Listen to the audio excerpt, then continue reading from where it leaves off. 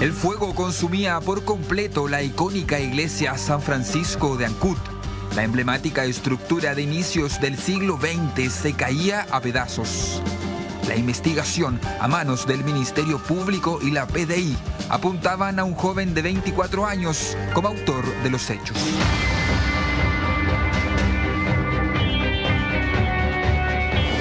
En imágenes es Darío Chacón Velázquez, hasta solo un par de días único imputado por el delito de incendio que lo llevó a estar más de un año tras las rejas. Sin embargo, y tras una serie de sucesos que ya le contaremos, la Fiscalía solicitó al Tribunal Oral en lo Penal de Castro el cierre definitivo de la causa.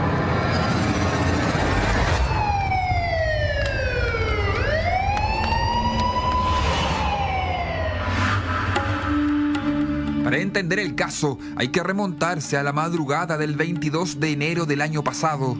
La comuna de Ancud despertaba horrorizada. Su iglesia se desmoronaba por completo tras un incendio que no se entendía. Un par de horas después, Carabineros, en un control de identidad, detenía al joven que más adelante, según la Policía de Investigaciones, tendría participación en el hecho. Se efectuó un análisis de todas las cámaras que pudimos rescatar de la ciudad, donde posesionan a este detenido en el interior de la iglesia y su trayectoria, y coincide obviamente en horas. Hay otros elementos adicionales, como que a esta persona efectivamente se le encontró un par de elementos como fósforo y también un encendedor, como también en relación a las vestimentas que tenía. También en su domicilio se encontró lo que había sido la chaqueta con la cual él en algún momento subió hacia esto de la iglesia.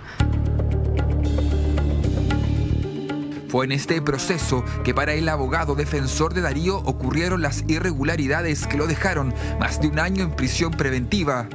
Para él, el principal error se produjo cuando fue llevado a las dependencias de la PDI en la misma ciudad de Ancud. Detectives de esa brigada fueron ese mismo día hasta la casa del joven, donde fueron recibidos por su madre. Ahí incautaron ropas y otros elementos que aparentemente inculpaban a Darío en el delito de incendio. ¿Por qué se excluye esta especie, en particular una chaqueta, que era la chaqueta que yo llamo la chaqueta de la discordia? Porque esa incautación se podía hacer con la autorización del propietario o con orden judicial. A las 11:25, 3 horas después de la incautación de esta especie, recién la Fiscalía obtiene la autorización judicial para incautar estas especies que ya estaban incautadas.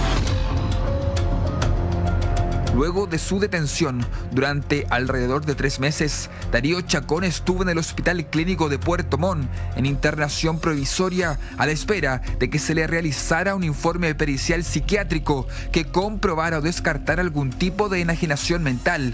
Este finalmente concluyó que no presentaba patología alguna.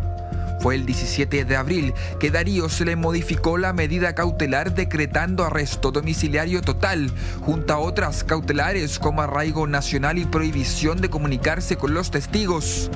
Situación que cambió radicalmente.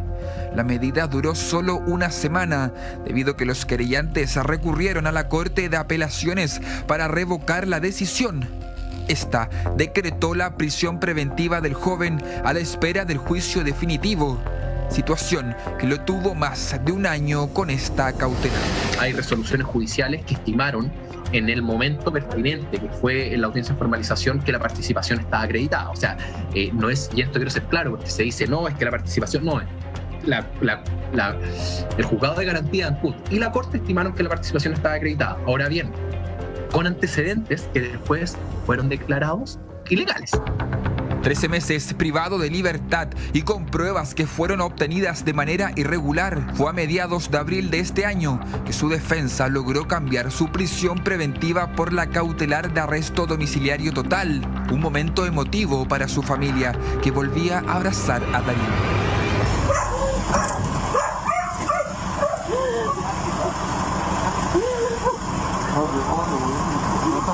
Ya en el marco de la preparación del juicio oral, la Corte de Apelaciones de Puerto Montt determinó la exclusión de pruebas y testigos. entre ellos la obtención de elementos eventualmente probatorios sin la autorización de un juez. Es por esto que la Fiscalía solicitó el término definitivo de la causa por motivos procesales. Lamentamos que los esfuerzos de esta Fiscalía y los querellantes no hayan podido concretarse en la instancia del juicio oral. Sin embargo, las decisiones jurisdiccionales que recayeron en la prueba del cargo impiden continuar con el procedimiento contra el único imputado de este grave hecho.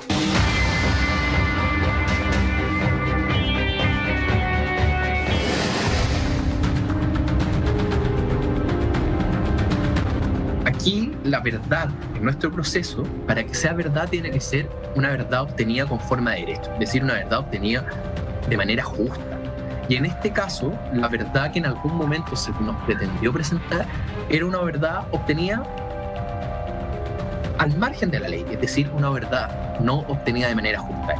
Tanto el Ministerio Público y en particular en esto quiero centrar, la policía se debe regir por el derecho, y eso en la situación particular no sucedió, y por eso es que creo yo que se actuó y el sistema funcionó y excluyó las pruebas, porque era evidente que estas no habían sido obtenidas en conformidad a la ley.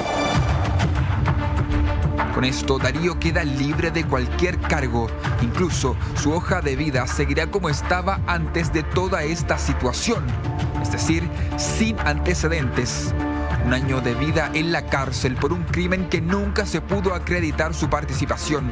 El caso Chacón forma parte de los cientos de jóvenes detenidos y procesados a través de todo el país en el marco del estallido social. Muchos de ellos, al igual que este caso, han permanecido por más de un año encarcelados en espera de los juicios.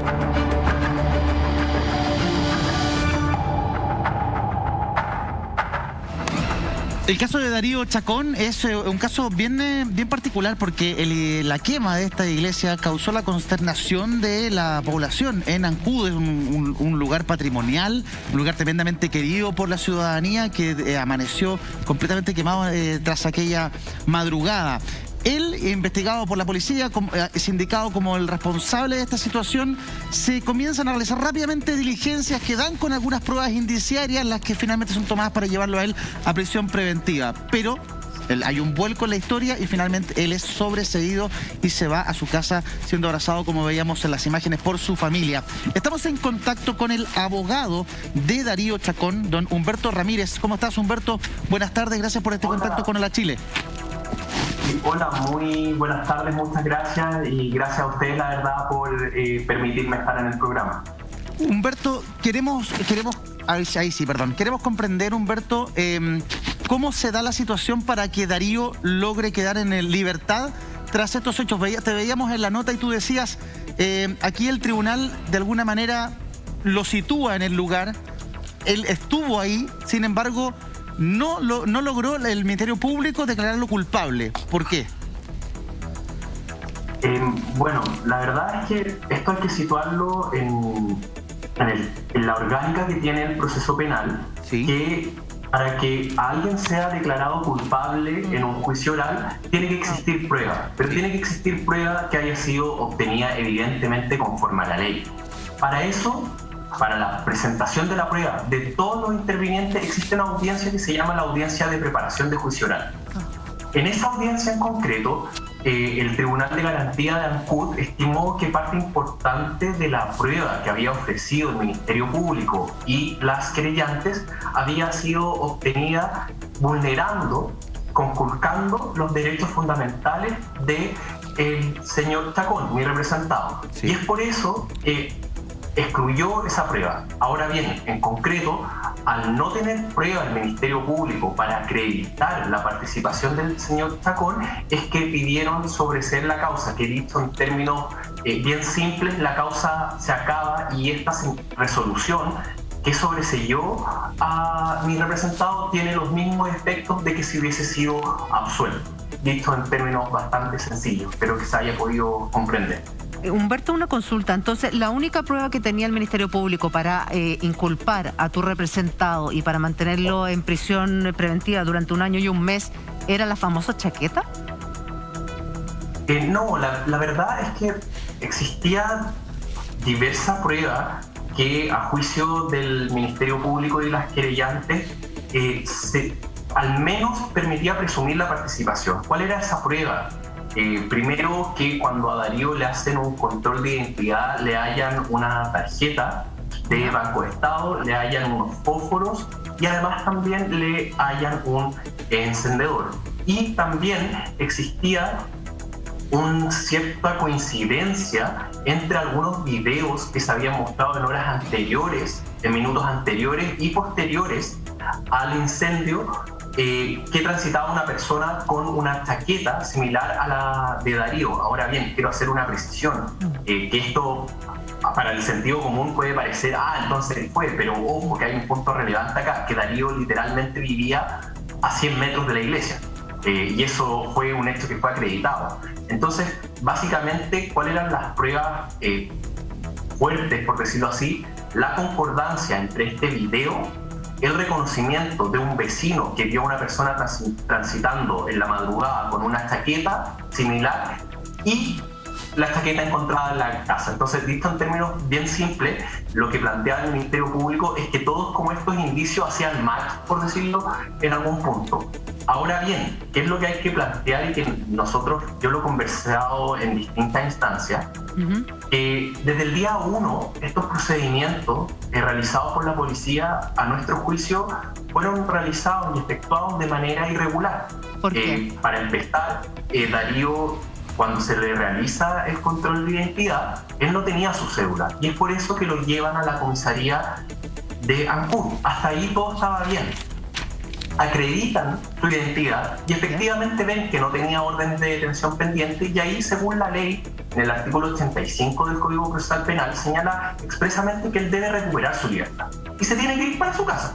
Pero no fue lo que pasó. En concreto, en ese momento a Darío lo trasladan a el cuartel de la PDI a tomarle una declaración, según lo que señalaba el informe, en calidad de testigo. Ahora bien, ese análisis, la verdad es que no resiste análisis, valga la redundancia, porque, como nosotros señalamos del primer día, Darío, al momento en que finaliza el control de identidad, es detenido y lo llevan esposado. De hecho, hay una foto que está dando vuelta, que nosotros la hemos exhibido prácticamente en toda la instancia y que se vio en el reportaje, que Darío ingresa a ese cuartel detenido y está, según el libro de ingresos que está acompañado en la carpeta investigativa, y nosotros como Defensoría Penal Pública lo solicitamos, está acreditado que él estuvo desde las 7:30 de la mañana a las 11:53 de la mañana, es decir, aproximadamente 5 horas, en el cuartel policial, en el cual no solamente se le tomó declaración sin lectura de derechos, es decir, sin decirle que tenía derecho a guardar silencio,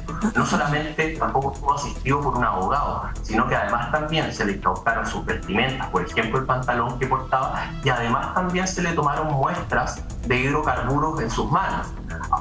Paralelamente, a las 8 de la mañana, funcionarios de la PDI acuden a el domicilio del señor Chacón, que estaba, como bien yo he señalado, a aproximadamente 100 metros, y ahí, con la autorización de la madre del señor Chacón, ingresan al inmueble, entran a la pieza del señor Chacón, incautan su computador, su celular, 2 chaquetas, un cuaderno, su cédula de identidad, sin autorización del propietario, que en este caso era el señor Chacón, que estaba detenido en el cuartel policial, ni tampoco orden judicial. Y aquí es donde viene ya lo grosero, que es la negligencia grosera. Esto sucedió a las 8:45 de la mañana.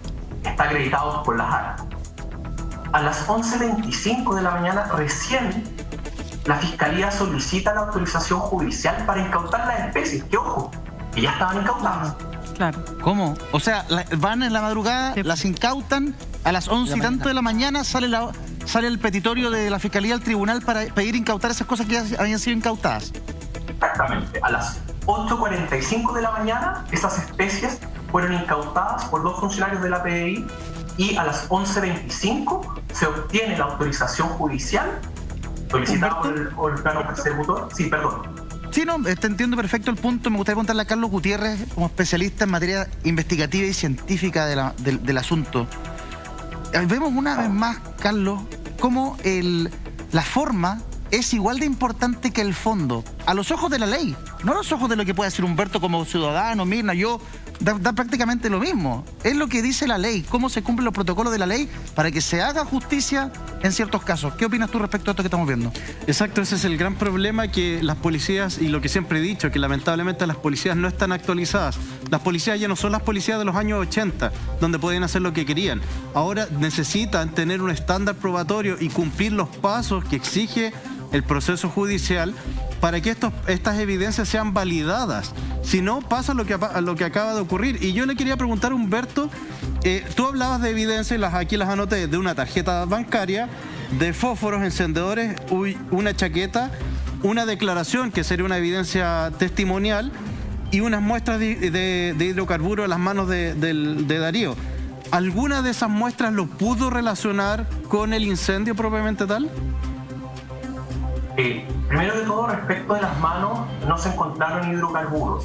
Okay.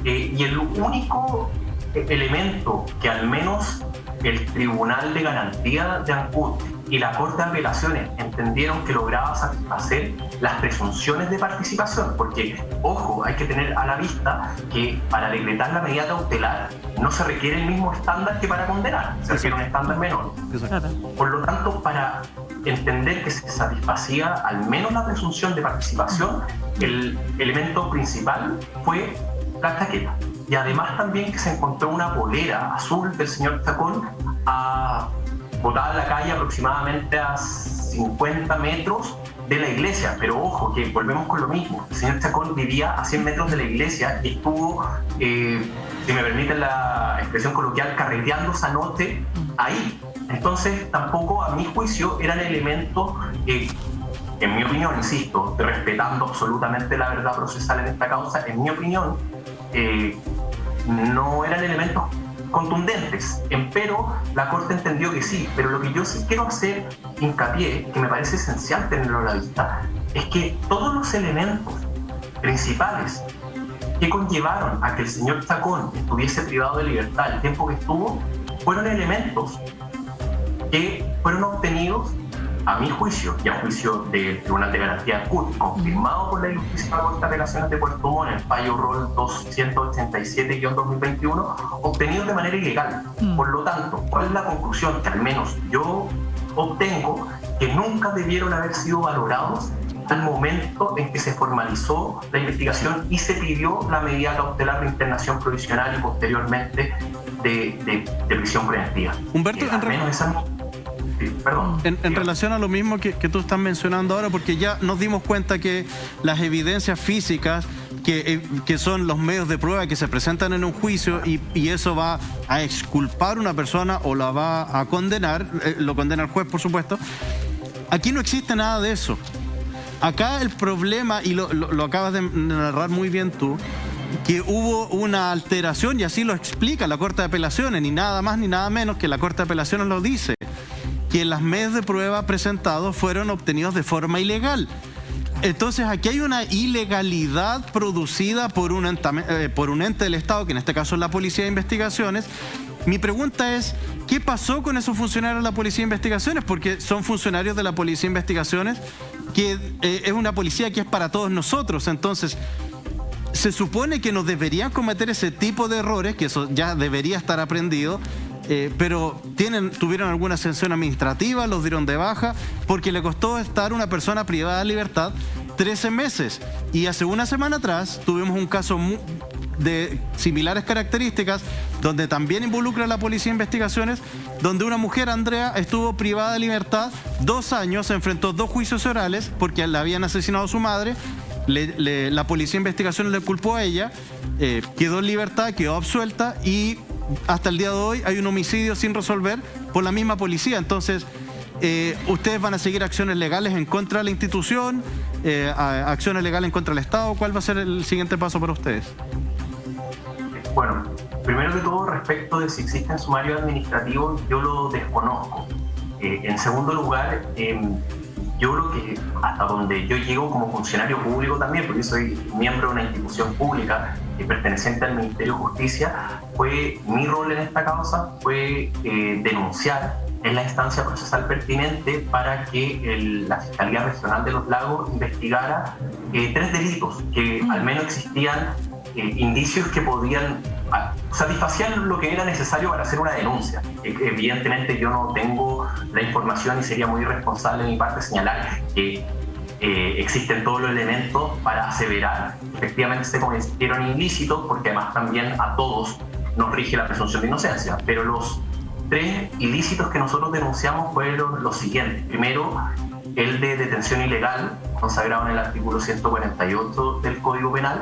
Además también el de falsificación de instrumento público, consagrado en el artículo 193, número 4 del mismo Código. Y además también el de obstrucción a la investigación, consagrado en el artículo 169 bis del Código de Castigo. Ahora, evidentemente, no es nuestra tarea, ya que el único encargado de la investigación en nuestro Estado es el Ministerio Público, y ellos tendrán que ver si efectivamente existen antecedentes para el día de mañana formalizar a los funcionarios que correspondan, y si es que corresponde llevarlos a juicio. Pero eso claramente excede de la misión legal de la Defensoría Penal Pública. Nosotros evidentemente hicimos la denuncia, solicitamos que se oficiara incluso más respecto del delito de detención ilegal. Solicitamos que se oficiara al Instituto Nacional de Derechos Humanos, puesto que entendemos que respecto de este delito puede caer dentro de su competencia. Mirna. Sí, Humberto, me gustaría también preguntarte, bueno, yo entiendo que tú eres defensor público, ¿no? Sí. Sí. Correcto, es que Humberto, no es primera vez que nos enfrentamos a situaciones como esta. Lo primero es decir que lo que pasó con la iglesia de Ancud o lo que ha pasado con otras iglesias del país que han sido o vandalizadas o quemadas por la razón que sea, es tremendo, ¿no? Y lamentablemente aquí es un hecho que va a quedar en la impunidad. Es verdad que uno puede presumir muchas cosas, pero la justicia tiene que fallar sobre la base de situaciones fundadas y, como dices tú, con pruebas obtenidas de manera legal, con detenciones hechas correctamente. Y aquí uno lo que observa es que se van repitiendo ciertos patrones, ¿no? No solo de las policías, sino también muchas veces estos mismos patrones validados por la Fiscalía. Yo quisiera preguntarte desde tu experiencia, ¿por qué crees tú que está pasando, o sea, que continúa pasando esto, que además tiene como consecuencia que una persona que puede ser inocente termine en una medida tan gravosa como es la prisión preventiva por más de 1 año y tanto, y no se le puede aprobar finalmente el delito que se le imputa? Yo, lo personal, respecto de la Fiscalía, me atrevo a hacer esa aseveración con beneficio de inventario por lo siguiente, porque yo creo que en este caso la Fiscalía actuó de manera, en particular la Fiscalía Regional de los Lagos, actuó de manera bastante objetiva, es decir, una vez que confirma la exclusión, ellos deciden, nosotros llegamos a un acuerdo para modificar la medida cautelar de prisión preventiva y posteriormente, estudiados los antecedentes, piden el sobreseimiento definitivo. Por lo tanto, desde esa óptica, yo al menos como defensor penal público no tengo mayor reproche que hacerle a la Fiscalía Regional de los Lagos.